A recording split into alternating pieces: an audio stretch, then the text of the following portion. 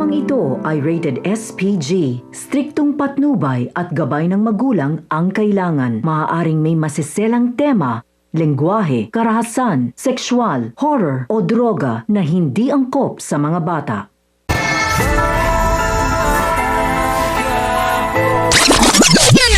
Sinabi ni Agustus sa kanyang mga tauhan na si Amanda mismo ang magdadala sa kanya sa lungganin na primo.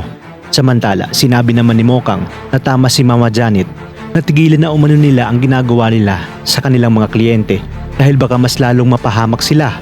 Sa kabilang banda, tuluyan na ngang pinasok ng grupo nila Edwin ang pagbebenta ng droga sa Quiapo at tuwang-tuwa naman sila dahil tiba-tiba sila sa laki ng kanilang kinikita.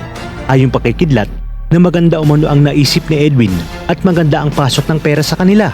Kinabukasan ay sinabi ni Severino kay Ramon na nakakita na siya ng bagong malilipatan ng kanilang kalakal sa Quiapo dahil medyo mainit na umano ito sa mga kalaban. Sinabi naman ni Amanda sa kanyang sarili na kailangan niya muling makuha ang loob ni Agustus at ang tiwala nito nang sa gayon matulungan niya sila Primo labang kay Agustus. Samantala, tinawagan naman ni General si Ramon upang ibalita ang sitwasyon ni Angkong at kailangan na umanong magawa ng paraan ni Ramon ang pagtakas ni Angkong bago pa ito mailipat sa bilibid.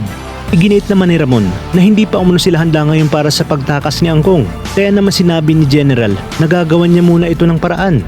Habang si Tanggol naman ay tuluyan ang nagpaalam kina Supremo at ang buong tropa na aalis muna at babalik ng Quiapo upang dalawin ang kanyang pamilya. Ngunit ang hindi alam ni Tanggol ay pinapahanap na siya nila chairman dahil sa suspect nga ito sa pangluloob sa bahay ni Roda at pananaksak sa matanda.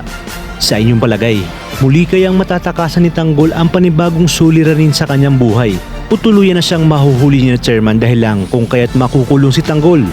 Kaya naman mga kapamilya, kapit lang dahil marami pa tayong dapat abangan.